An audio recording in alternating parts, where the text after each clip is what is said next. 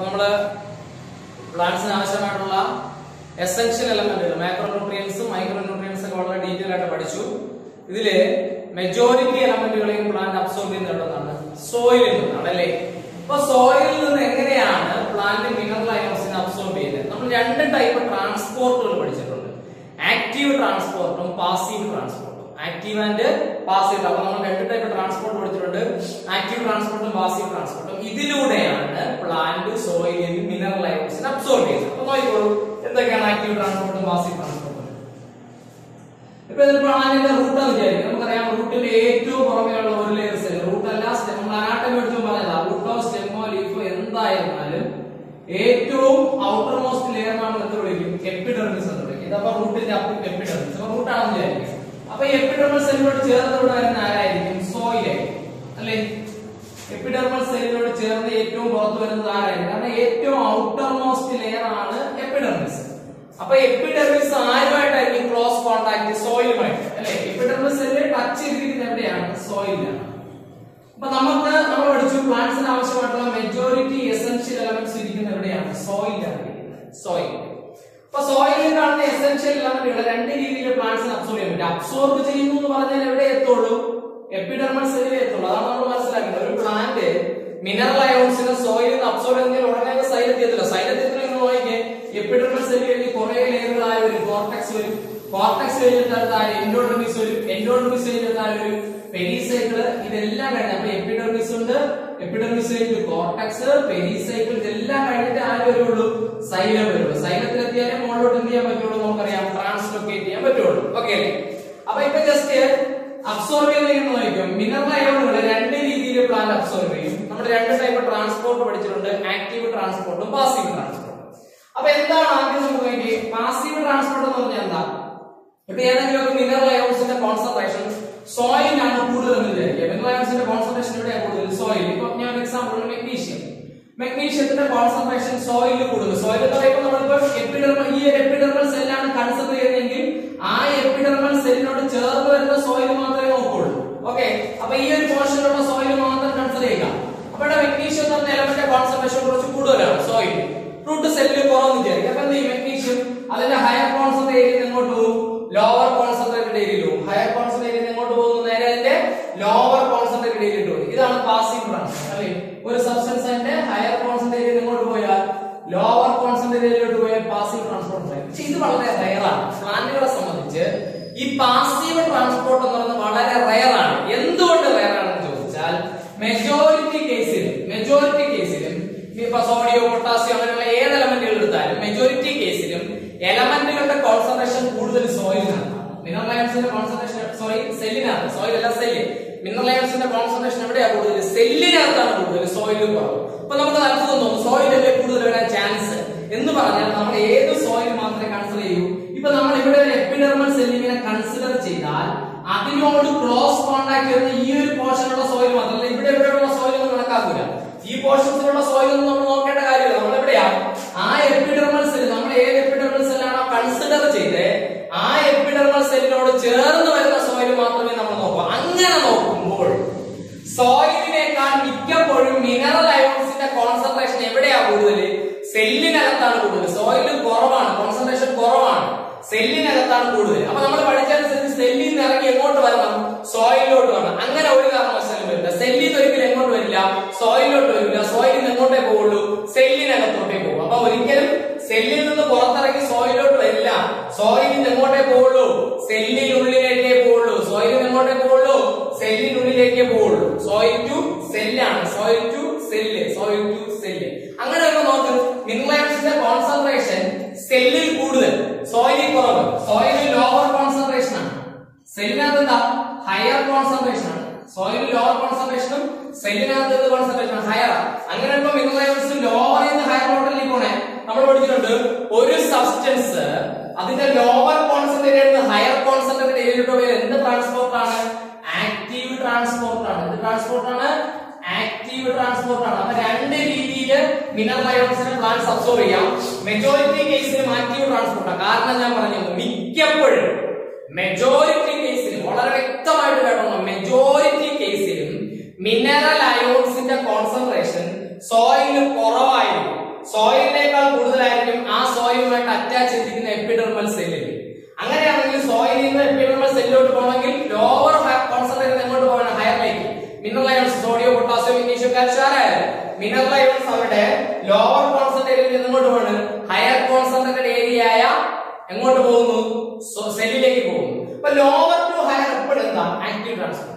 ഇനി എപ്പോഴും ഇങ്ങനെ വന്നില്ല, ചില കേസുകളിൽ എപ്പോഴും ഇങ്ങനെയല്ല, മെജോറിറ്റി നമ്മൾ ആക്റ്റീവ് ട്രാൻസ്പോർട്ട് ആണ്. എന്നാൽ ചിലപ്പോൾ ഈ സോയിലിനകത്തായിരിക്കും ഏതെങ്കിലും എലമെന്റുകളുടെ കോൺസെൻട്രേഷൻ കൂടുതൽ, അപ്പോഴും പോകുന്നത് എങ്ങോട്ട് തന്നെ? സോയിൽ ടു സെല്ലി. അവിടെ ചില കേസുകൾ വരുമ്പോൾ ചില സമയങ്ങളിൽ സോയിലില് മിനറൽ അയോൺസിന്റെ കോൺസെൻട്രേഷൻ കൂടുതലായിരിക്കും. അപ്പൊ എവിടെയാ? ഹയർ എവിടെയാണ്? ഇപ്പൊ സോയിലിനാണ്. ലോവർ എവിടെയാണ്? സെല്ലിനാണ്. അപ്പോഴും പോണത് എവിടെ നിന്നോട്ട് തന്നെ? Soil in cell. ഇവിടെ നിന്നോട്ട് പോയി സോയിൽ. പക്ഷെ ഇപ്പൊ പോണത് സോയിൽ. ഇത് റയർ കേസ് ആണ്. ഞാൻ ആദ്യം പറഞ്ഞു എന്താണ്? മെജോറിറ്റി കേസിൽ സോയിലിൽ മിനറൽ അയോൺസിന്റെ കോൺസെൻട്രേഷൻ കുറവാണ്, ലോവർ ആണ്. സെല്ലിലാണ് ഹയർ. അപ്പൊ സോയിൽ നിന്ന് സെല്ലിലോട്ട് പോയാൽ ആക്റ്റീവ് ട്രാൻസ്പോർട്ട്. അതാണ് ഒരു സബ്സ്റ്റൻസിന്റെ ലോവർ കോൺസെൻട്രേറ്റ് ഇങ്ങോട്ട് പോയാൽ ഹയർ കോൺസെൻട്രേറ്റഡ് ഏരിയയിലോട്ട് പോയാൽ നമ്മൾ എന്ത് വിളിക്കും? പാസീവ് ട്രാൻസ്പോർട്ട് എന്നാണ് വിളിക്കുന്നത്. പാസീവ് ലോവർ നിന്ന് ഹയറിലോട്ട്, സോറി, ആക്റ്റീവ് ട്രാൻസ്പോർട്ട്. ലോവർ നിന്ന് ഹയറിലോട്ട് അല്ലേ, അപ്പൊ എന്ത് വിളിക്കും? Active transport. അപ്പൊ മെജോറിറ്റി കേസിലും മിനറൽ അയോണുകളെ പ്ലാന്റ് അബ്സോർബ് ചെയ്യുന്നത് ആക്റ്റീവ് ട്രാൻസ്പോർട്ട് ആണ്. റീസൺ ഒന്നുകൂടി ഞാൻ റിപ്പീറ്റ് ചെയ്യുന്നു. മിനറൽ അയോൺസിന്റെ കോൺസെൻട്രേഷൻ സോയിലിൽ വളരെ കുറവും റൂട്ട് സെല്ലിൽ കൂടുതലുമായിരിക്കും. എന്നാലും എവിടെ നിന്നോട്ടേ പോവുള്ളൂ? ലോവർ കോൺസെൻട്രേറ്റഡ് ഏരിയ സോയിലിൽ നിന്ന് ഹയർ കോൺസെൻട്രേറ്റഡ് ഏരിയ റൂട്ടിലേക്ക് പോകും. അങ്ങനെയാണെങ്കിൽ സബ്സ്റ്റൻസ് മൂവ് ചെയ്യുന്നത് എവിടെ നിന്നോട്ടാ? അതിന്റെ ലോവർ ഇത് ഹയറിലോട്ടല്ലേ? Lower concentrated to higher concentrate area. അങ്ങനെയാണെങ്കിൽ ആ ട്രാൻസ്പോർട്ട് എന്തായിരിക്കും? ആക്റ്റീവ് ട്രാൻസ്പോർട്ട് ആയിരിക്കും. ഇനി ചില റെയർ കേസുകളിൽ, ചില എക്സെപ്ഷണൽ കേസുകളിൽ ചിലപ്പോൾ ഈ പറഞ്ഞ മിനറൽ അയോൺസിന്റെ കോൺസെൻട്രേഷൻ എവിടെയും കൂടുതൽ വരാൻ ചാൻസ് ഉണ്ട്. സോയിലിൽ കൂടുതലും റൂട്ട് സെല്ലിൽ കുറവും. അപ്പോഴും പോകുന്ന എവിടെ നിന്നോട്ട് തന്നെ? സോയിൽ ടു റൂട്ടാ, സോയിൽ ടു സെല്ലാ, soil to root cell. Okay അല്ലേ? സോയിൽ ടു എങ്ങോട്ട് പോകും? സെല്ലിലോട്ട്. പക്ഷെ ഇപ്പൊ പോകുന്നത് എവിടെയാ? ഹയറിൽ ലോവറിലോട്ടല്ലേ? അങ്ങനെയാണെങ്കിൽ എന്ത് ട്രാൻസ്പോർട്ട്? പാസ് ചെയ്യും. അപ്പൊ മെജോറിറ്റി കേസിലും സോയിലിൽ ഇരിക്കുന്ന മിനറൽ അയോൺസ് എപ്പിഡെർമൽ സെല്ലിലേക്ക് എത്തുന്നത്, സോയിലിൽ ഇരിക്കുന്ന മിനറൽ അയോൺസ് എപ്പിഡെർമൽ സെല്ലിലേക്ക് എത്തുന്നത് ആക്റ്റീവ് ട്രാൻസ്പോർട്ടിലൂടെ ആയിരിക്കും. അതിന്റെ റീസൺ സോയിലിന് കോൺസെൻട്രേഷൻ കുറവും റൂട്ട് സെല്ലിൽ കൂടുതലാണ്. എന്നാൽ ചില റെയർ കേസുകളിൽ സോയിലിൽ മിനറൽ അയോൺസ് എങ്ങോട്ട് എത്തുന്നത്? സെല്ലിലോട്ട് എത്തുന്നത് പാസീവ് ആവാം. അങ്ങനെ വരണമെങ്കിൽ സോയിലിനകത്ത് മിനറൽ അയോൺസിന്റെ കോൺസെൻട്രേഷൻ എന്താവണം? ഹയർ ആവണം. ഓക്കെ അല്ലേ? അപ്പൊ ആക്റ്റീവ് ട്രാൻസ്പോർട്ടിലൂടെയോ പാസീവ് ട്രാൻസ്പോർട്ടിലൂടെയോ ഒരു പ്ലാന്റ് മിനറൽ അയോൺസിനെ അബ്സോർബ് ചെയ്തു എന്ന് പറഞ്ഞാൽ ആ പ്ലാന്റിന് എവിടെ എത്തിയതേ ഉള്ളൂ? എപ്പിഡെർമൽ സെല്ലിൽ എത്തിയതേ ഉള്ളൂ. സൈലത്തിൽ പോലും എത്തിയിട്ടില്ല. ഇന്ന് ലീഫ് വരെ പോവേണ്ടതാണ്. അപ്പൊ അബ്സോർബ് ചെയ്ത് നമ്മൾ വിചാരിക്കണം, അബ്സോർബ് ചെയ്തു എന്ന് പറഞ്ഞാൽ സൈലമാണ് അബ്സോർബ് ചെയ്ത, സൈലത്തിൽ എത്തിയതൊക്കെ ആയിരിക്കും നമ്മൾ വിചാരിക്കും. ഒരിക്കലും അല്ല. സൈലം ഉണ്ടോ? എപ്പിഡെർമിസ്, കോർട്ടെക്സ്, എൻഡോഡെർമിസ്, പെരിസൈക്കിൾ കഴിഞ്ഞിട്ടാ സൈലം വരുന്നത്. അവിടെ നിന്നാണ് സൈലം സ്റ്റാർട്ട് ചെയ്യുന്നത്. അപ്പൊ എപ്പിഡെർമൽ സെല്ലിൽ എത്തിയിട്ട് ലീഫിലോട്ട് പോകണമെങ്കിൽ ഈ മിനറൽ അയോൺസ് ആദ്യം എവിടെ എത്തണം? സൈലത്തിലേക്ക് എത്തണം. സൈലത്തിൽ ഇപ്പോൾ രണ്ട് വഴിയുണ്ട്. കാരണം എല്ലാ സെല്ലുകളുടെയും സൈറ്റോപ്ലാസം തമ്മിലൊരു കണക്ഷൻ ഉണ്ട്. ഈ കണക്ഷൻ നമ്മൾ എന്ത് വിളിക്കും? എല്ലാ സെല്ലുകളുടെയും സൈറ്റോപ്ലാസം തമ്മിലുള്ള ഒരു കണക്ഷൻ ഉണ്ട്. ഈ കണക്ഷൻ വിളിക്കുന്ന പേര് പ്ലാസ്മോഡെസ്മാറ്റ എന്നാണ്. ഈ കണക്ഷൻ എന്ത് വിളിക്കും? അതായത് എപ്പിഡെർമൽ സെല്ലിന്റെ സൈറ്റോപ്ലാസവും കോർട്ടെക്സിന്റെ സൈറ്റോപ്ലാസം തമ്മിൽ കണക്ഷൻ കാണാം. കോർട്ടെക്സിന്റെ സൈറ്റോപ്ലാസവും എപ്പിഡെർമൽ സെല്ലിലായിരിക്കും അല്ലേ? എപ്പിഡെർമൽ സെല്ലിന്റെ സൈറ്റോപ്ലാസവും കോർട്ടെക്സിന്റെ സൈറ്റോപ്ലാസവും തമ്മിൽ കണക്റ്റഡ് ആണ്. കോർട്ടെക്സിന്റെ സൈറ്റോപ്ലാസവും എൻഡോഡെർമൽ സെല്ലിന്റെ സൈറ്റോപ്ലാസം തമ്മിൽ കണക്റ്റഡ് ആയിരിക്കും. അത് എൻഡോഡെർമൽ സെല്ലിന്റെ സൈറ്റോപ്ലാസവും സൈലം തമ്മിൽ കണക്റ്റഡ് ആയിരിക്കും. എങ്ങനെ? ഈ പ്ലാസ്മോഡെസ്മാറ്റ വഴിയാണ് മിനറൽ അയോൺസ് എവിടെ എത്തുന്നെങ്കിൽ സൈലത്തിൽ എത്തുന്നെങ്കിൽ ഇതാണ് സിംപ്ലാസ്റ്റിക് പാത്ത് എന്ന് പറയുന്നത്. നമ്മൾ എന്ത് വിളിക്കുന്നത്? Symplastic path. അപ്പൊ ആക്റ്റീവ് ട്രാൻസ്പോർട്ടിലൂടെയാണ് മിനറൽ അയോൺസിനെ അബ്സോർബ് ചെയ്യുന്നതെങ്കിൽ ആ മിനറൽ അയോൺസ് എപ്പിഡെർമിസിൽ നിന്ന് സൈലം വരെ എത്തുന്നത് എന്തിലൂടെ ആയിരിക്കും? സിംപ്ലാസ്റ്റിക് പാത്വേയിലൂടെ ആയിരിക്കും. എന്ത് പാത്വേ? സിംപ്ലാസ്റ്റിക് പാത്വേയിലൂടെ. ഓക്കെ, ഒന്നുകൂടി ഞാൻ പറയുന്നു. എപ്പിഡെർമൽ സെല്ല് മിനറൽ അയോൺസിനെ അബ്സോർബ് ചെയ്യുന്നത് എങ്ങനെയാണെങ്കിൽ ആക്റ്റീവ് ട്രാൻസ്പോർട്ടിലൂടെ ആണെങ്കിൽ ആ മിനറൽ അയോൺസ് എപ്പിഡെർമൽ സെല്ലിൽ നിന്ന് സൈലം വരെ പോകുന്നത്. ഇവിടെ നിന്ന് എപ്പിഡെർമൽ സെല്ലിൽ നിന്ന് സൈലം വരെ പോകുന്നത് എന്ത് ട്രാൻസ്പോർട്ട് ആയിരിക്കും? പാസീവ് ട്രാൻസ്പോർട്ട് ആയിരിക്കും. സിംപ്ലാസ്റ്റിക്, പാസീവ് അല്ലല്ലോ, സിംപ്ലാസ്റ്റിക് പാത്വേ ആയിരിക്കും. ഒന്നുകൂടി ക്ലിയർ ആയിട്ട് മനസ്സിലായിരിക്കും. ഒന്നുകൂടി റിപ്പീറ്റ് ചെയ്ത് പറയാണ്. സോയിൽ ഇരിക്കുന്ന മിനറൽ അയോൺസ് പ്ലാന്റ് മെജോറിറ്റി കേസിൽ അബ്സോർബ് ചെയ്യുന്നത് എങ്ങനെയാണ്? ആക്റ്റീവ് ട്രാൻസ്പോർട്ടിലൂടെയാണ്. നമുക്കറിയാം ആക്റ്റീവ് ട്രാൻസ്പോർട്ടിലൂടെയാണ് അബ്സോർബ് ചെയ്യുന്നത്. അങ്ങനെയാണെങ്കിൽ മിനറൽ അയോൺസ് ആക്റ്റീവ് ട്രാൻസ്പോർട്ടിലൂടെ എവിടെ എത്തി? എപ്പിഡെർമൽ സെല്ലിലെത്തി. എപ്പിഡെർമൽ സെല്ലിൽ എത്തിയെന്ന് പറഞ്ഞാൽ ലീഫിലെത്താൻ പറ്റൂല. മിനറൽ അയോൺസ് ലീഫിലെത്തണമെങ്കിൽ ആദ്യം എവിടെ എത്തണം? സൈലത്തിലെത്തണം. അപ്പൊ എപ്പിഡെർമിസ് മുതൽ സൈലം വരെ പോകാൻ രണ്ട് വഴിയുണ്ട്. അതിൽ ഒന്നാണ് ഞാൻ പറഞ്ഞ സിംപ്ലാസ്റ്റിക് പാത്വേ. എപ്പിഡെർമൽ സെല്ലിൽ എത്തിയ മിനറൽ അയോൺസ് ഏത് വഴി? പ്ലാസ്മോഡെസ്മാറ്റ വഴി മൂവ് ചെയ്ത് എവിടെ പോയി കഴിഞ്ഞാൽ പ്ലാസ്മോഡെസ്മാറ്റ വഴി മൂവ് ചെയ്ത് സൈലം വരെ എത്തിക്കഴിഞ്ഞാൽ അതാണ് സിംപ്ലാസ്റ്റ് പാത്ത്. അപ്പൊ ആക്റ്റീവ് ട്രാൻസ്പോർട്ടിലൂടെ എപ്പിഡെർമൽ സെല്ലിൽ എത്തിയാൽ, ആക്റ്റീവ് ട്രാൻസ്പോർട്ടിലൂടെ എവിടെ എത്തിക്കഴിഞ്ഞാൽ എപ്പിഡെർമൽ സെൽ. അപ്പൊ ഇത് എവിടെ ഇരിക്കുകയാണ് എപ്പിഡെർമൽ സെൽ, ഇതാണ് എപ്പിഡെർമൽ സെല്ല്, ഇതാണ്.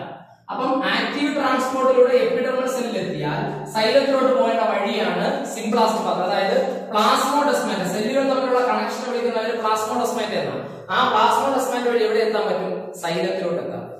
ഓക്കെ, ഇനി ഇൻ കേസ് ഞാൻ പറഞ്ഞു ചില റയർ കേസുകളിൽ മിനറൽ അയോൺസിനെ സോയിലിൽ നിന്ന് റൂട്ടിലോട്ട് അബ്സോർബ് ചെയ്യുന്ന എന്ത് പാത്ത് ആയിരിക്കും? Symplast path. സോറി, ഏത് ട്രാൻസ്പോർട്ട് ആയിരിക്കും? പാസീവ് ട്രാൻസ്പോർട്ട് ആയിരിക്കും. ഏതായിരിക്കും? പാസീവ് ട്രാൻസ്പോർട്ട് ആയിരിക്കും. അതായത് മിനറൽ അയോൺസിന്റെ കോൺസെൻട്രേഷൻ ചിലപ്പോൾ എവിടെ കൂടുതൽ വരാം? സോയിലിൽ കൂടുതലും റൂട്ട് സെല്ലിൽ കുറവും വരാം. സോയിലിൽ കൂടുതൽ, റൂട്ട് സെല്ലിൽ മിനറൽ അയോൺസിന്റെ കോൺസെൻട്രേഷൻ കുറവ്. അങ്ങനെയാണെങ്കിൽ സോയിലിൽ നിന്ന് റൂട്ട് സെല്ലിലേക്ക് പോകുന്നത്, ഒന്നുകൂടി ക്ലിയർ ആയിട്ട് കേട്ടോണം, സോയിലില് കൂടുതലും റൂട്ട് സെല്ലിൽ കുറവാണ്. ഹയർ കോൺസെൻട്രേഷൻ സോയിലിലും ലോവർ കോൺസെൻട്രേഷൻ ആണ് ഇവിടെ ഏത് എലമെന്റ്? സോഡിയം, പൊട്ടാസ്യം, മെഗ്നീഷ്യം ആരായിക്കോട്ടെ, ആ എലമെന്റിന്റെ ഹയർ കോൺസെൻട്രേഷൻ സോയിലും ലോവർ കോൺസെൻട്രേഷൻ റൂട്ട് സെല്ലുമാണ്. അപ്പൊ ഇവിടെ അങ്ങോട്ട് സോയിലിൽ നിന്ന് റൂട്ട് സെല്ലിലേക്ക് പോകുന്ന എന്ത് ട്രാൻസ്പോർട്ട് ആയിരിക്കും? പാസീവ് അല്ലേ? കാരണം ഹയർ സോയിലില്ല, ലോവർ ആണ് റൂട്ട് സെല്ലിൽ.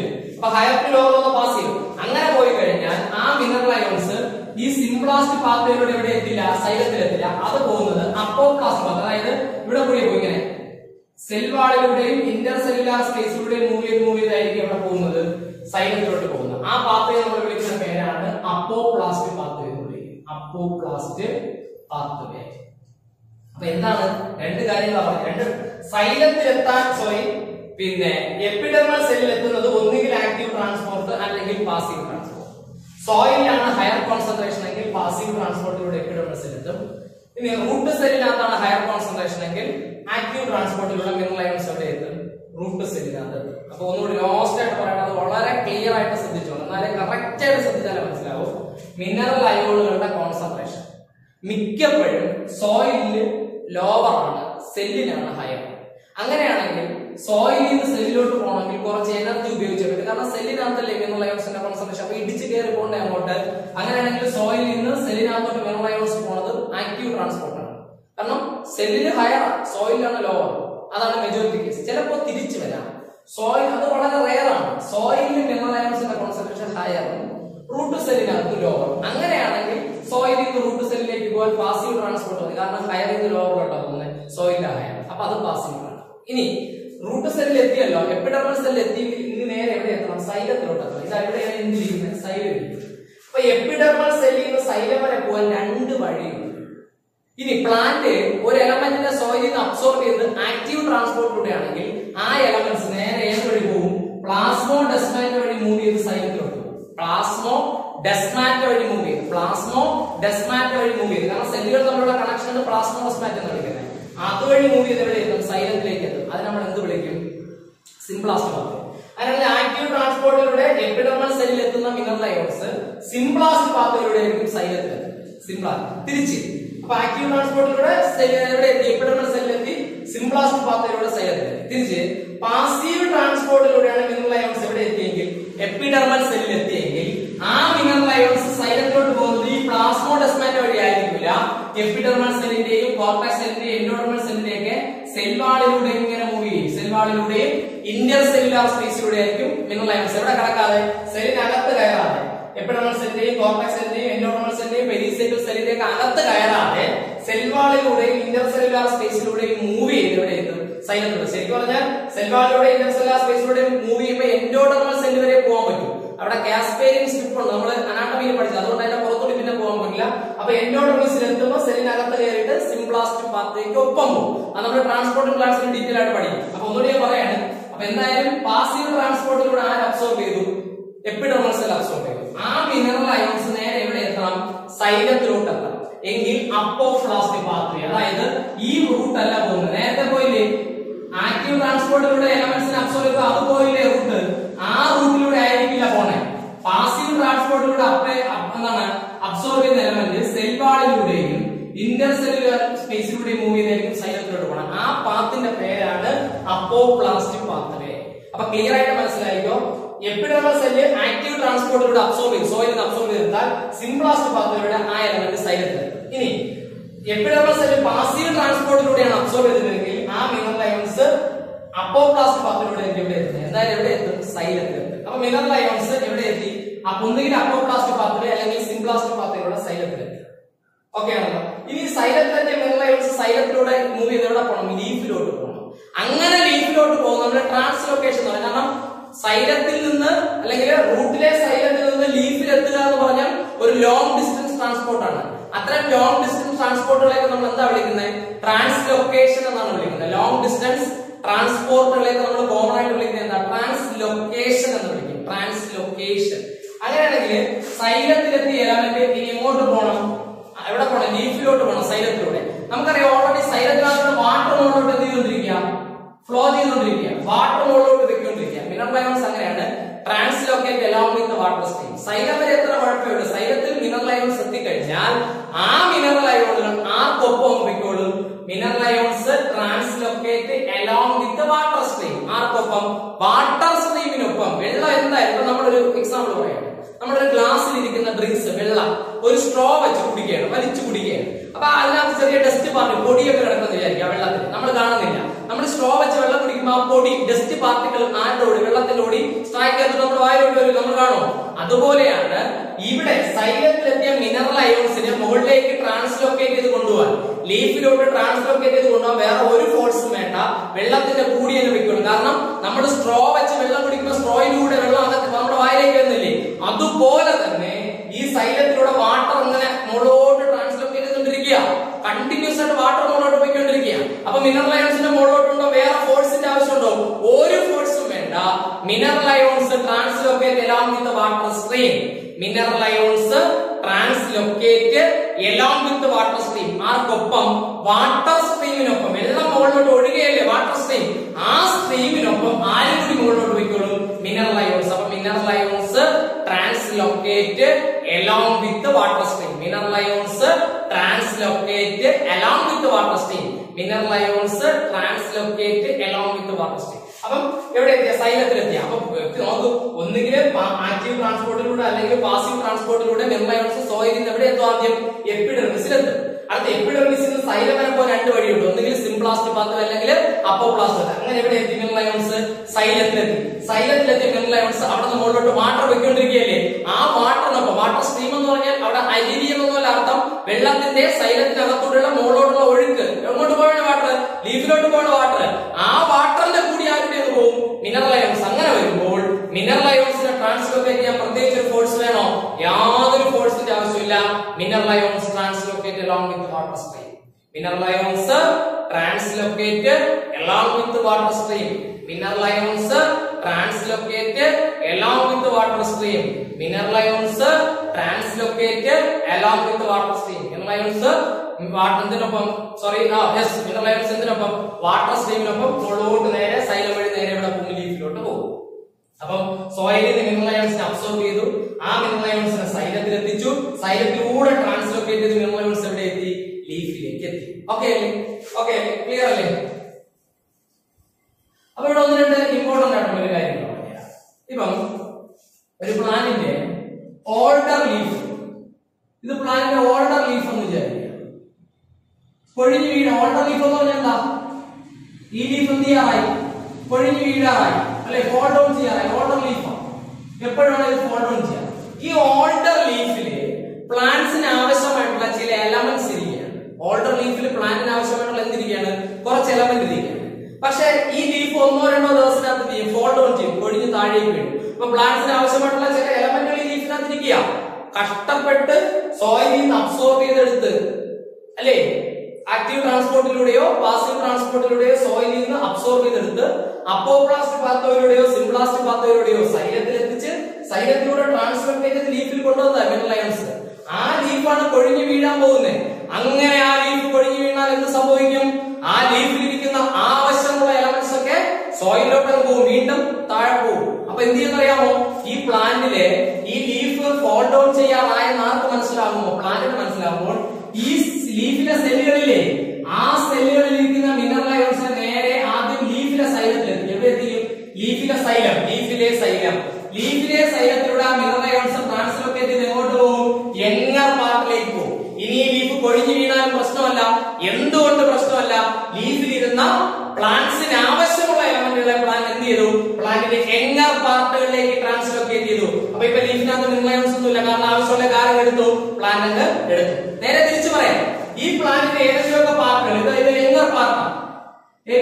പറഞ്ഞാൽ ഇവിടെ പ്ലാന്റ്സിന് ആവശ്യമില്ലാത്ത ചില എലമെന്റ്സ് ഇരിക്കുന്നൊന്നുമില്ല. ആവശ്യമില്ലാത്ത എലമെന്റ് ഇവിടെ എന്തിരിക്കുകയാണ്? പ്ലാന്റ്സിന് ആവശ്യമില്ല. ഇപ്പൊ കാൽഷ്യം ഞാൻ എടുക്കുകയാണ്, ആവശ്യത്തിൽ കൂടുതൽ കാൽഷ്യം. ഞാൻ എക്സാമ്പിളായിട്ട് കാൽഷ്യം പറഞ്ഞതേ ഉള്ളൂ. ഈ പ്ലാന്റിന്റെ യങ്ങർ പാർട്ടിൽ, വളരെ യങ് പാർട്ടിൽ പ്ലാന്റ്സിന് ആവശ്യമില്ലാത്ത കുറെ എലമെന്റ്സ് ഇരിക്കുകയാണ്. പ്ലാന്റ്സിന് ഏതൊരു ആവശ്യമില്ലാത്ത കുറെ എലമെന്റുകൾ അവിടെ ഇരിക്കുകയാണ്. പ്ലാന്റ് ആ എലമെന്റുകൾ എങ്ങനെ കളയും? വളരെ സിമ്പിൾ ആണ്. എന്ത് ചെയ്യണം? ആവശ്യമില്ലാത്ത എലമെന്റുകളെ സൈലത്തിലൂടെ, ലീഫിലുള്ള സൈലത്തിലൂടെ ട്രാൻസ്ഫർ ചെയ്ത് സ്റ്റെമ്മിലൂടെ എന്ത് ചെയ്യുക? ഈ ഓൾഡർ ലീഫിലൂടെ എത്തിക്കുക. നേരത്തെ പറഞ്ഞതിന്റെ ഓപ്പോസിറ്റ് എടുത്താൽ ആവശ്യമുള്ളത് എവിടെ എഴുതാം, തിരിച്ച് അങ്ങോട്ട് കൊണ്ടുപോകണം. അവിടെ ആവശ്യമില്ലാത്ത എഴുതാൻ തിരിച്ച് ട്രാൻസ്ഫർ ചെയ്ത് അങ്ങനെ ഈ ഓർഡർ ലീഫ് എന്ത് ചെയ്യും? പൊഴി താഴെ എഴുതുമ്പോൾ ആവശ്യമില്ലാത്ത എലമെന്റ് മണ്ണിൽ വെക്കുള്ളൂ അല്ലേ? അപ്പൊ പ്ലാന്റിന്റെ എങ്ങർ പാർട്ടുകൾ എവിടെയെങ്കിലും പ്ലാന്റിന് ആവശ്യമില്ലാത്ത എലമെന്റ്സ് ഉണ്ടെങ്കിൽ അതിനെ ഓർഡർ ലീഫിലോട്ട് ട്രാൻസ്ലൊക്കേറ്റ് ചെയ്താൽ മതി. ആ ഓർഡർ ലീഫ് പൊഴിഞ്ഞ് താഴേക്ക് വീഴുമ്പോൾ ആവശ്യമില്ലാത്ത എലമെന്റ് കൂടി ഒന്ന് പോയിക്കോളും. ഓക്കെ അല്ലേ? ക്ലിയർ അല്ലേ? അപ്പൊ ഇതാണ് പ്ലാന്റ്സിൽ നടക്കുന്ന മിനറൽ അയോൺസിന്റെ ട്രാൻസ്ലൊക്കേഷൻ എന്ന് പറഞ്ഞാൽ ദൂരോട്ടുള്ള ലോങ് ഡിസ്റ്റൻസിലോട്ടുള്ള ട്രാൻസ്പോർട്ടിലാണ് എന്ത് വിളിക്കുന്നത്? ട്രാൻസ്ലൊക്കേഷൻ എന്ന് വിളിക്കുന്നത്. കഴിഞ്ഞിട്ടില്ല, അത് രണ്ട് ചെറിയ കാര്യങ്ങൾ പറയാം. നമ്മൾ അടുത്തൊരു ടേം പഠിക്കാൻ പോകണം. ആ ടേം ഇങ്ങനെയാണ്, ഫ്ലക്സ് എന്നാണ്. FLUX flux. എന്താണ് flux? Flux is the movement of ions. Flux is the movement of ion. അയോണുകളുടെ മൂവ്മെന്റിനെയാണ് ഫ്ലക്സ് എന്ന് പറയുന്നത്. ഈ ഫ്ലക്സ് രണ്ട് ടൈപ്പ് ഉണ്ട്, ഇൻഫ്ലക്സും എഫ്ലക്സും. ഇൻഫ്ലക്സും ഉണ്ട്, എഫ്ലക്സും ഉണ്ട്. എന്താണ് ഇൻഫ്ലക്സ്, എന്താണ് എഫ്ലക്സ്? ഇൻഫ്ലക്സും എഫ്ലക്സും സിമ്പിൾ ആണ്. Flux is the movement of ions. അയോണുകളുടെ മൂവ്മെന്റിനെയാണ് നമ്മൾ എന്ത് വിളിക്കുന്നത്? ഫ്ലക്സ് എന്ന് വിളിക്കുന്നത്. അപ്പൊ എന്തായിരിക്കും influx? Movement of ions into the cell. ഇതിപ്പോ ഒരു സെൽ എന്ന് വിചാരിക്കാം അല്ലേ? ഇതൊരു ഇന്റർ സെല്ലുലാർ സ്പേസോ സോയിലോ, ഇതിപ്പോ എപ്പിഡെർമൽ സെല്ലാണെങ്കിൽ ഇതൊരു ഏത് സെൽ എന്ന് വിചാരിക്കാം? റൂട്ടിന്റെ ഏറ്റവും ഔട്ടർ മോസ്റ്റ് സെല്ലാണെങ്കിൽ ഇത് എപ്പിഡെർമൽ സെല്ലല്ലേ, എന്റെ പുറത്ത് സോയിലേ വരും. അപ്പൊ ഒരു ഏതെങ്കിലും ഒരു എലമെന്റ് സെല്ലിനകത്തോട്ട് മൂവ് ചെയ്താൽ ഏതെങ്കിലും ഒരു അയോൺസ്, നമുക്കറിയാം എലമെന്റുകളെല്ലാം പ്ലാന്റ് അബ്സോർബ് ഏത് രൂപത്തിലാണ്? അയോണുകളായി. ഏതെങ്കിലും ഒരു അയോണ് സെല്ലിനുള്ളിലേക്ക് മൂവ് ചെയ്താൽ അതിപ്പോ സോയിലിൽ നിന്ന് തന്നെ ആവണമെന്നില്ല. ഇതിപ്പോ ഇവിടെ ഇന്റർ സെല്ലുലാർ സ്പേസ്, രണ്ട് സെല്ലുകൾക്കിടയിലുള്ള ഗ്യാപ്പ് ആണെന്ന് വിചാരിക്കുക. രണ്ട് സെല്ലുകൾക്കിടയിലുള്ള സ്പേസിനെ നമ്മൾ എന്ത് വിളിക്കും? ഇന്റർ സെല്ലുലാർ സ്പേസ് എന്ന് വിളിക്കും. ഇത് രണ്ട് സെല്ലുകൾക്കിടയിലുള്ള സ്പേസ്. ഈ സ്പേസിൽ ഇരിക്കുന്ന എലമെന്റ് സെല്ലിന്റെ അകത്തോട്ട് പോയി, അതായാലും മതി. എന്ത് തന്നെ ഇത് രണ്ടിടത്താൽ സോയിലിൽ നിന്ന് സെല്ലിൽ പോണേ ആയാലും രണ്ട് സെല്ലുകൾക്കിടയിലുള്ള സ്പേസിനെ എന്ത് വിളിക്കും? Inter cellular space. അപ്പൊ ഇന്റർ സെല്ലുലാർ സ്പേസിൽ നിന്ന് ഒരു അയോൺ, ഇപ്പൊ പൊട്ടാസ്യോ സോഡിയോ മഗ്നീഷ്യോ ഒരു അയോൺ സെല്ലിനകത്തേക്ക് കിടക്കണം. അപ്പൊ movement of ions into the cell നമ്മൾ എന്ത് വിളിക്കും? ഇൻഫ്ലക്സ് എന്ന് വിളിക്കും. Influx, movement of ions into the സെല്ലിനെ വിളിക്കുന്ന പേര് ഇൻഫ്ലക്സ്. മൂവ്മെന്റ് ഓഫ് ദിസ് എന്താണ് എലമെന്റ് അല്ലെങ്കിൽ mineral ions out of the cell. മനസ്സിലായോ? അയോണുകള് movement of ions out of the cell എന്ന് പറഞ്ഞാൽ സെല്ലിൽ നിന്ന് ഇറങ്ങി പുറത്തോട്ട്, ഒരു സെല്ലിൽ നിന്ന് ഇന്റർ സെല്ലുലാർ സ്പേസിലോട്ട് പുറത്തിറങ്ങിയാണ്. മനസ്സിലായോ? അപ്പൊ സെല്ലിനകത്തോട്ട് പോയാൽ ഇൻഫ്ലക്സ്. ഇൻഫ്ലക്സ് ഒരു മിനറൽ അയോൺ, സെല്ലിന്റെ അകത്തോട്ട് പോയാൽ ഇൻഫ്ലക്സ്. സെല്ലിൽ നിന്ന് പുറത്തോട്ട് റൂട്ടിൽ നിന്ന് ഇറങ്ങി സോയിലിൽ പോകുന്നതാണ് അതിന്റെ അർത്ഥം. അങ്ങനെ തെറ്റിദ്ധരിക്കല്ലേ? ഔട്ട് ഓഫ് ദി സെൽ എന്ന് പറഞ്ഞാൽ എന്താ? ഒരു സെല്ലിൽ ഇരിക്കുന്ന എലമെന്റ് രണ്ട് സെല്ലുകളുള്ള സ്പേസിന്റെ പേരെന്താ? ഇന്റർ സെല്ലുലാർ സ്പേസ് അല്ലേ? അപ്പൊ സെല്ലിനകത്ത് ഇന്റർ സെല്ലുലാർ സ്പേസിലോട്ട് വരെയാണ്, അത് എന്ത് ചെയ്യാൻ? ഔട്ട് ഓഫ് ദി സെൽ അല്ലേ? അപ്പൊ into the cell influx, out of the cell efflux. സെല്ലിനകത്തോട്ടാണ് ഈ എലമെന്റ് അയോണിന്റെ മൂവ്മെന്റ് അത് ഇൻഫ്ലക്സ്. സെല്ലിൽ നിന്ന് ഇറങ്ങി പുറത്തോട്ടാണെങ്കിൽ എന്ത് വിളിക്കുകയാണ്? Efflux. Influx and efflux. Okay അല്ലേ? അപ്പൊ മൂവ്മെന്റ് ഓഫ് അയോൺസിനെ നമ്മൾ എന്ത് വിളിക്കുന്നത്? Flux. Movement of ions flux. അത് ഇൻടു ദി സെൽ ആണെങ്കിൽ influx, out of the cell ആണെങ്കിൽ എഫ്ലക്സ്. ഓക്കെ. അപ്പൊ നമ്മള് പ്ലാന്റ് സോയിലിൽ നിന്ന് മിനറൽ അയോണിനെ എങ്ങനെ അബ്സോർബ് ചെയ്യും? ആക്റ്റീവ് ട്രാൻസ്പോർട്ടിലൂടെയും പാസീവ് ട്രാൻസ്പോർട്ട്. ആക്റ്റീവ് ട്രാൻസ്പോർട്ടിലൂടെയാണ് അബ്സോർബ് ചെയ്യുന്നതെങ്കിൽ സൈലത്തിലോട്ട് എത്തിക്കുന്നത് എന്താണ്? സിംപ്ലാസ്റ്റ് പാത്വേയിലൂടെ. പാസീവ് റെയർ ആയിട്ടേ ഉള്ളൂ ഈ പാസീവ് ട്രാൻസ്പോർട്ടിലൂടെയാണ് സോയിലിൽ നിന്ന് അബ്സോർബ് ചെയ്യണമെങ്കിൽ ഈ എന്താണ് എപ്പിഡെർമിസ് മുതൽ സൈലം വരെ പോകുന്നത് എന്തായിരിക്കും? എന്തൊരു ട്രാൻസ്പോർട്ട് ആയിരിക്കും? Apoplast pathway. ഓക്കെ. അങ്ങനെ സൈലത്തിലെത്തി കഴിഞ്ഞാൽ വാട്ടർ സ്ട്രീമിനൊപ്പം മിനറൽ അയോൺസ് എവിടെ എത്തും? ലീഫിലോട്ട്. ഓക്കെ ആണല്ലോ? അപ്പൊ നമ്മൾ ഇനി പഠിക്കാൻ പോകുന്നത് ഇതിൽ ഒരു എലമെന്റ്, വളരെ പ്രധാനപ്പെട്ട ഒരു എലമെന്റിനെ പറ്റിയാണ്, നൈട്രജൻ. നമുക്ക് നൈട്രജനെ പറ്റി നന്നായിട്ട് അറിയാം അല്ലേ? നൈട്രജൻ എന്ന് പറയുന്നത് അറ്റ്മോസ്ഫിയറിൽ ഏറ്റവും കൂടുതലുള്ള ഒരു ഗ്യാസാണ്. അറ്റ്മോസ്ഫിയറിൽ ഏറ്റവും കൂടുതലായി കാണപ്പെടുന്ന ഗ്യാസാണ് നൈട്രജൻ. പക്ഷെ ഒരു കുഴപ്പമുണ്ട്, ഈ നൈട്രജനെ പ്ലാന്റിന് ഒരിക്കലും ആ പ്യൂർ ഫോമിൽ അബ്സോർബ് ചെയ്യാൻ പറ്റൂല. എങ്കിലും എളുപ്പമായിരുന്നു. അറ്റ്മോസ്ഫിയറിൽ നൈട്രജൻ സ്റ്റൊമാറ്റേക്ക് തുറന്നു കൊടുത്താൽ മതി, നൈട്രജൻ അകത്തോട്ട് വരും. ഒരിക്കലും ഗ്യാഷ്യസ് ഫോമിലുള്ള നൈട്രജനെ പ്ലാന്റ് അബ്സോർബ് ചെയ്യൂല, പ്യൂർ ഫോമിൽ അബ്സോർബ്. അപ്പൊ ഈ നൈട്രജൻ എന്ത് ചെയ്യണം? നൈട്രേറ്റ് ആക്കി സോയിലിൽ കൊണ്ടുവരണം, മണ്ണിൽ കൊണ്ടുവരണം. സോയിൽ പൂളിലെത്തണം. മീൻസ് മണ്ണിലെത്തണം എന്നാണ് എന്റെ അർത്ഥം. അപ്പൊ അറ്റ്മോസ്ഫിയറിൽ ഇരിക്കുന്ന ഫ്രീ നൈട്രജനെ ഒരു കാരണവശാലും പ്ലാന്റുകൾക്ക് അബ്സോർബ് ചെയ്യാൻ പറ്റൂല. ആ നൈട്രജനെ പ്ലാന്റ് അബ്സോർബ് ചെയ്യണമെങ്കിൽ നൈട്രേറ്റ് ആക്കി സോയിലിൽ കൊണ്ടുവരണം. നൈട്രജൻ എന്താക്കി മാറ്റണം? നൈട്രേറ്റ് ആക്കി സോയിലിൽ കൊണ്ടുവന്നാൽ മാത്രമേ ആര് അബ്സോർബ് ചെയ്യുള്ളൂ? പ്ലാന്റ്സ്. അപ്പൊ പ്ലാന്റ്സ് നൈട്രജനെ അബ്സോർബ് ചെയ്യണമെങ്കിൽ ആ നൈട്രജനെ നൈട്രേറ്റ് എന്ന് പറയുന്ന രൂപത്തിൽ എവിടെ എത്തിക്കണം? സോയിലിലോട്ട് എത്തിക്കണം. എന്നാൽ മാത്രമേ ആര് അബ്സോർബ് ചെയ്യുള്ളൂ? പ്ലാന്റ്സ് ആ നൈട്രജൻ അബ്സോർബ് ചെയ്യുള്ളൂ. ആ പ്രോസസിന്റെ പേരാണ് നൈട്രജൻ മെറ്റബോളിസം അല്ലെങ്കിൽ നൈട്രജൻ ഫിക്സേഷൻ. നമ്മൾ പഠിച്ചിട്ടുണ്ട്. നൈട്രജൻ ആദ്യം എന്താക്കി മാറ്റും എന്ന് പറഞ്ഞു? അമോണിയാക്കി മാറ്റും. പിന്നെ ആ നൈട്രജൻ എന്താക്കി മാറ്റും? NO2- നൈട്രൈറ്റ് ആക്കി മാറ്റും. പിന്നെ ആ നൈട്രജൻ എന്താക്കി മാറ്റും? NO3- നൈട്രേറ്റ് ആക്കി മാറ്റും. ഇങ്ങനെയാണ് സ്റ്റെപ്പ് ബൈ സ്റ്റെപ്പ്. ആദ്യം നൈട്രജനെ അമോണിയാക്കി സോയിലിൽ കൊണ്ടുവരും. പിന്നെ അതിന് നൈട്രൈറ്റ്, ഇത് NiTrIT, ഇവിടെ I ആണ് വരുന്നത്. ഇവിടെ ആണെങ്കിലോ NiTrAT, ഇവിടെ A ആണ്. ഇതിന് വ്യത്യാസമുള്ളൂ. NO2-. ഈ ഒരു കൺവേർഷൻ ഇങ്ങനെ കൺവേർട്ട് ചെയ്യുന്നതാണ് നമ്മൾ നൈട്രജൻ ഫിക്സേഷൻ എന്ന് പറയുന്നത്. അപ്പൊ എന്താണ് നൈട്രജൻ ഫിക്സേഷൻ? അറ്റ്മോസ്ഫിയറിൽ ഇരിക്കുന്ന ഫ്രീ നൈട്രജനെ ആർക്കും എന്ന് പറഞ്ഞാൽ എന്താ? ഒരു പ്ലാന്റുകൾക്ക് അബ്സോർബ് ചെയ്യാൻ പറ്റില്ല. ആ നൈട്രജനെ നൈട്രേറ്റ് ആക്കി എവിടെ കൊണ്ടുവരണം? സോയിൽ. അങ്ങനെ ഡയറക്റ്റ് ആയിട്ട് നൈട്രേറ്റ് ആക്കാനും പറ്റില്ല. നൈട്രജനെ ആദ്യം അമോണിയ ആക്കണം, പിന്നെ ആ നൈട്രജനെ നൈട്രൈറ്റ് ആക്കണം, പിന്നെ ആ നൈട്രജനെ നൈട്രേറ്റ് ആക്കി മാറ്റണം. ആദ്യം നൈട്രജൻ എന്താക്കണം? അമോണിയ ആക്കി മാറ്റണം. അമോണിയ. അപ്പൊ നൈട്രജനെ അമോണിയാക്കി മാറ്റാം. അറ്റ്മോസ്ഫിയറിലെ ഞാൻ പറഞ്ഞു നൈട്രജനെ പ്ലാന്റിനെ അബ്സോർബ് ചെയ്യാൻ പറ്റുന്ന ഫോമിലോട്ട് കൺവേർട്ട് ചെയ്യുന്ന പ്രോസസ്സിന്റെ പേരാണ് നൈട്രജൻ ഫിക്സേഷൻ. അറ്റ്മോസ്ഫിയറിൽ ഇരിക്കുന്ന ഫ്രീ നൈട്രജനെ പ്ലാന്റിന് അബ്സോർബ് ചെയ്യാൻ പറ്റുന്ന ഫോമിലോട്ട് എന്ത് ചെയ്യണം? കൺവേർട്ട് ചെയ്യണം. അങ്ങനെ കൺവേർട്ട് ചെയ്യുന്നത് എന്ത് വിളിക്കുന്നത്? നൈട്രജൻ ഫിക്സേഷൻ എന്ന് വിളിക്കുന്നത്. അങ്ങനെ കൺവേർട്ട് ചെയ്യുന്നത് എന്ത് വിളിക്കും? നൈട്രജൻ ഫിക്സേഷൻ എന്ന് വിളിക്കുക. അപ്പൊ അറ്റ്മോസ്ഫിയറിൽ ഇരിക്കുന്ന നൈട്രജനെ പ്ലാന്റിന് അബ്സോർബ് ചെയ്യാൻ പറ്റുന്ന രൂപത്തിലോട്ട് കൺവേർട്ട് ചെയ്യണം. അതിന് നമ്മൾ നൈട്രജൻ ഫിക്സേഷൻ എന്ന് വിളിക്കും. അത് ഡയറക്റ്റ് പറ്റില്ല.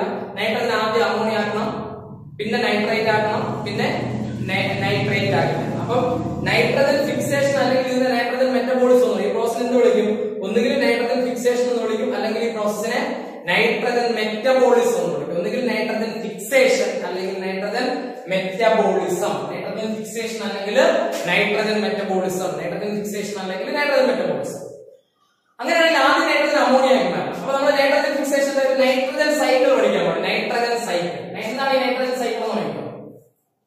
ആദ്യം അറ്റ്മോസ്ഫിയറിൽ ഇരിക്കുന്ന ഫ്രീ നൈട്രജൻ ഉണ്ടല്ലോ, ഇതിനെ അമോണിയ ആക്കണമെന്ന് പറഞ്ഞാൽ ആദ്യം ഈ നൈട്രജൻ എന്താക്കി മാറ്റണം? അമോണിയാക്കി മാറ്റണം. നൈട്രജനെ അമോണിയാക്കി മാറ്റാൻ 3 വഴികളുണ്ട്. ഒന്നുകിൽ ബയോളജിക്കൽ നൈട്രജൻ ഫിക്സേഷൻ. ഒന്നുകിൽ എന്താണ്? Biological nitrogen fixation. Biological nitrogen fixation അല്ലെങ്കിൽ industrial nitrogen fixation.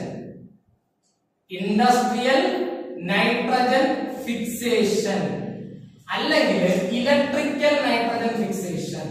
3 nitrogen fixation ഉണ്ട്.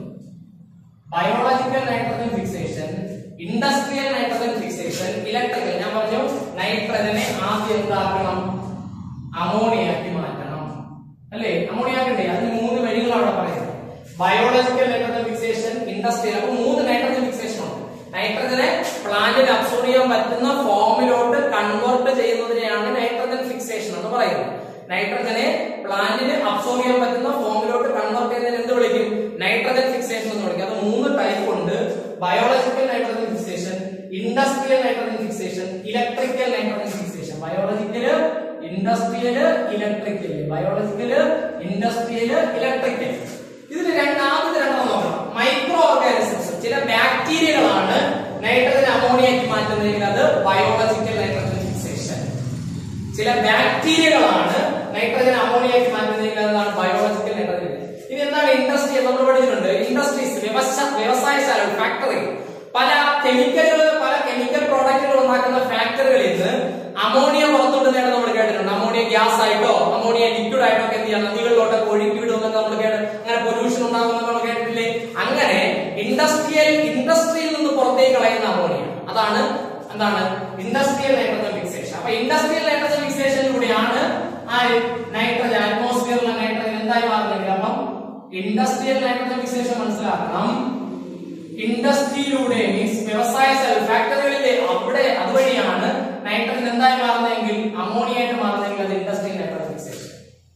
മൂന്നാമതാണ് ഇലക്ട്രിക്കൽ നൈട്രജൻ ഫിക്സേഷൻ. ഇടിമിന്നലിന്റെ സഹായത്തോടെ, ഇതിന്റെ സഹായത്തോടെ ഇടിമിന്നലിന്റെ, ഇലക്ട്രിക്കൽ എന്ന് പറയുമ്പോൾ കറണ്ട് അടുപ്പിക്കുന്നതല്ല, ഇടിമിന്നൽ എന്നാണ്.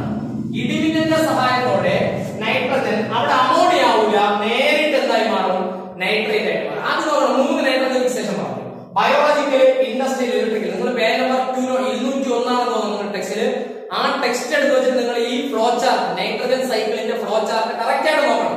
നൈട്രജൻ സൈക്കിൾ കറക്റ്റ് ആയിട്ട് നോക്കണം. അവിടെ വ്യക്തമായിട്ട് കൊടുത്തിട്ടുണ്ട് 3 നൈട്രജൻ ഫിക്സേഷൻ ഉണ്ട്.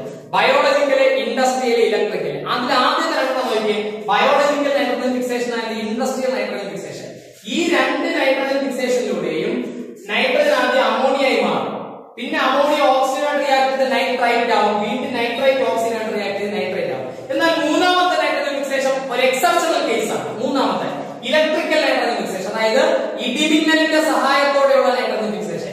അതിലൂടെ ആ നൈട്രജൻ, അറ്റ്മോസ്ഫിയറിലെ നൈട്രജൻ നേരിട്ട് എന്താണ് ആവുന്നത്? നൈട്രൈറ്റ്. അവിടെ അമോണിയ ആവൂല. ബാക്കി 2 നൈട്രജൻ ഫിക്സേഷൻ ശ്രദ്ധിച്ചേ. ബയോളജിക്കൽ ആയാലും ഇൻഡസ്ട്രിയൽ നൈട്രജൻ ഫിക്സേഷൻ ആയാലും ബാക്കി 2 നൈട്രജൻ ഫിക്സേഷനിലും നൈട്രജൻ ആദ്യം ആരാവും? അമോണിയായി മാറി അമോണിയ നൈട്രൈറ്റ് ആയി പിന്നെയാണ് നൈട്രൈറ്റ് ആവും. എന്നാൽ ലാസ്റ്റിലത്തെ നൈട്രജൻ ഫിക്സേഷൻ നോക്കി ഇലക്ട്രിക്കലി ഇടിമിന്നലിന്റെ സഹായത്തോടെ അവിടെ അറ്റ്മോസ്ഫിയറിലെ നൈട്രജൻ നേരിട്ട് നൈട്രേറ്റ് ആവും. അപ്പൊ ഇവിടെ രണ്ടോ നോക്കി, ഇവിടെ രണ്ടോ ബയോളജിക്കൽ നൈട്രജൻ ഫിക്സേഷൻ ആയാലും ഇൻഡസ്ട്രിയൽ നൈട്രജൻ ഫിക്സേഷൻ ആയാലും അവിടെ ആദ്യം നൈട്രജൻ ആരാണോ? അമോണിയ, പിന്നെ നൈട്രേറ്റ്.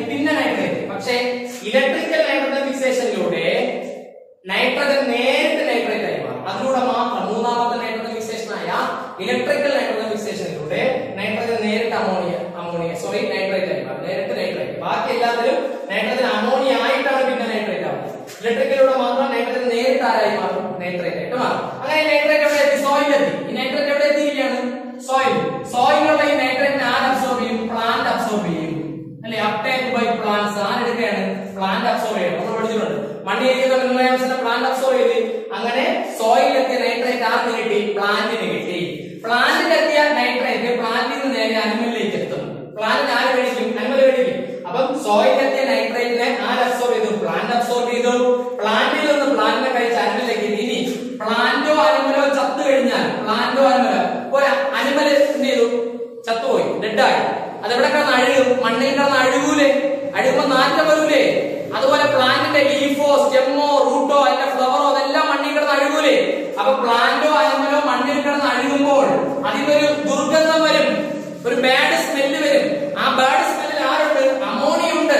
അപ്പൊ എന്തെങ്കിലും ബയോളജിക്കൽ പ്രോഡക്റ്റ്, അത് പ്ലാന്റോ അനിമലോ മണ്ണിൽ കിടന്ന് ചത്തഴുകിയാൽ അതിൽ നിന്ന് വരുന്ന ദുർഗന്ധം, ഒരു ബാഡ് സ്മെല്ല്, അതിനകത്ത് ആരുണ്ട്? അമോണിയ. വീണ്ടും അറ്റ്മോസ്ഫിയറിൽ എന്ത് കിട്ടുകയാണ്? അമോണിയ കിട്ടുകയാണ്. അല്ലെങ്കിൽ സോയിൽ വീണ്ടും ആരെയാണ്? അമോണിയ വീണ്ടും നൈട്രൈറ്റ് ആകുന്നു. നൈട്രൈറ്റ് വീണ്ടും എന്തായി മാറുന്നു? നൈട്രേറ്റ് ആയി മാറുന്നു. ആ നൈട്രേറ്റ് നൈട്രേറ്റ് ഉണ്ടാകുന്ന 2 രീതിയാണ്. ഒന്ന്, പ്ലാന്റോ അനിമലോ മണ്ണിൽ കിടന്ന് ചത്തഴുകിയാൽ അതിൽ നിന്ന് അമോണിയ ഗ്യാസ് പുറത്തു വരും. അതിനെ നമ്മൾ അമോണിഫിക്കേഷൻ എന്ന് വിളിക്കും. ആ അമോണിയ വീണ്ടും നൈട്രേറ്റ് ആവും. നൈട്രേറ്റ് ആയി മാറും. നൈട്രേറ്റ് എന്തായി മാറും? നൈട്രേറ്റ്. അല്ലാതെ തന്നെ നമുക്കറിയാം അറ്റ്മോസ്ഫിയറിൽ ഇരിക്കുന്ന nitrogen biological and industrial nitrogen ഫിക്സേഷനിലൂടെ ആരായി മാറാണ്? അമോണിയ. അപ്പൊ അമോണിയ ഉണ്ടാകുന്ന 2 രീതിയുണ്ട്. പ്ലാന്റോ അനിമലോ മണ്ണിൽ കിടന്ന് ചത്തഴുകുമ്പോൾ അതിൽ നിന്ന് അമോണിയ ഗ്യാസ് റിലീസ് ചെയ്യും. അതാണ് അമോണിഫിക്കേഷൻ. അതിലൂടെ സോയിൽ എന്തെത്തുന്നു? അമോണിയ എത്തുന്നു. അല്ലെങ്കിൽ അറ്റ്മോസ്ഫിയറിൽ ഇരിക്കുന്ന നൈട്രജൻ ബയോളജിക്കൽ നൈട്രജൻ ഫിക്സേഷനിലൂടെയും ഇൻഡസ്ട്രിയൽ നൈട്രജൻ ഫിക്സേഷനിലൂടെ ആരായി മാറും? അമോണിയ ആയിട്ട് മാറും. കണ്ടോ? അമോണിയ. ഈ അമോണിയ ആദ്യം നൈട്രൈറ്റ് ആകും, പിന്നെ നൈട്രേറ്റ് ആകും. ആ നൈട്രേറ്റിന്റെ ഒരെമൗണ്ട് പ്ലാന്റ് എടുക്കും. പ്ലാന്റിൽ നിന്ന് നേരെ അത് എവിടെ എത്തും? പ്ലാന്റ് കഴിക്കുന്ന അനിമലിലെത്തും. പ്ലാന്റോ അനിമലോ മണ്ണിൽ കിടന്ന് ചത്തഴുകുമ്പോൾ അമോണിഫിക്കേഷനിലൂടെ അമോണിയ വീണ്ടും സോയിലെത്തുന്നു. അമോണിയ നൈട്രേറ്റ് ആയി മാറുന്നു. നൈട്രേറ്റ് വീണ്ടും നൈട്രേറ്റ് ആയി മാറുന്നു. നൈട്രേറ്റിന്റെ ഒരു പാർട്ട് ആരെങ്കിലും അബ്സോർബ് ചെയ്തെടുക്കുകയാണ്? പ്ലാന്റ് അബ്സോർബ് ചെയ്തെടുക്കുകയാണ്. നൈട്രേറ്റിന്റെ ഒരു എമൗണ്ട് ആര് അബ്സോർബ് ചെയ്തെടുക്കുന്നു? പ്ലാന്റ് അബ്സോർബ് ചെയ്തെടുക്കുന്നു. ബാക്കി നൈട്രേറ്റ് എന്ത് സംഭവിക്കും? അതാണ് മനസ്സിലാക്കുന്നത്. ഈ അമോണിയ നൈട്രേറ്റ് ആയി മാറിയില്ലേ? നൈട്രേറ്റ് കംപ്ലീറ്റ് ആയിട്ട് പ്ലാന്റ് എടുക്കൂല. പ്ലാന്റ് അബ്സോർബ് ചെയ്യോ? ഇല്ല. ബാക്കി എന്ത് സംഭവം? അപ്ടേക്ക് എന്ന് പറഞ്ഞാൽ എടുക്കുന്നതാണ് പ്ലാന്റ്. അപ്ടേക്ക് ബൈ പ്ലാന്റിലേക്ക് എത്തി പ്ലാന്റിന്റെ ഭാഗമായി മാറും. ബാക്കി നൈട്രേറ്റ് അറ്റ്മോസ്ഫിയറിലെ ഫ്രീ നൈട്രജൻ ആയിട്ട് മാറും. എന്തായിട്ട് മാറും? അപ്പൊ ഒന്നുകൂടി ക്ലിയർ ആയിട്ട് കേട്ടോളണം. ഈ അമോണിയയിൽ നിന്നുണ്ടാകുന്ന നൈട്രേറ്റ് അല്ലെങ്കിൽ ഇലക്ട്രിക്കൽ നൈട്രജൻ ഫിക്സേഷനിലൂടെ ഡയറക്റ്റ് ആയിട്ട്. അപ്പൊ 2 രീതിയിൽ എന്തുണ്ടാവും? നൈട്രേറ്റ് ഉണ്ടാവും. ഒന്നുകിൽ അമോണിയ നൈട്രൈറ്റ് ആയിട്ട് മാറിയിട്ട് പിന്നെ നൈട്രേറ്റ് ആയി മാറും, അതൊന്ന്. അല്ലെങ്കിൽ അറ്റ്മോസ്ഫിയറിലെ ഫ്രീ നൈട്രജൻ ഇലക്ട്രിക്കൽ നൈട്രജൻ ഫിക്സേഷനിലൂടെ ആരാവും? നൈട്രേറ്റ് NO3- ആരായി മാറുന്നു? നൈട്രേറ്റ് NO3- ആയി മാറും. ഈ നൈട്രേറ്റിനെ കുറെ പ്ലാന്റ് എടുക്കും. ബാക്കി നൈട്രേറ്റ് കൺവേർട്ട് ചെയ്ത് അറ്റ്മോസ്ഫിയറിലെ ഫ്രീ നൈട്രജൻ ആയി മാറും. ഈ പ്രോസസ്സിനെ വിളിക്കുന്ന പേരാണ് ഡീനൈട്രിഫിക്കേഷൻ.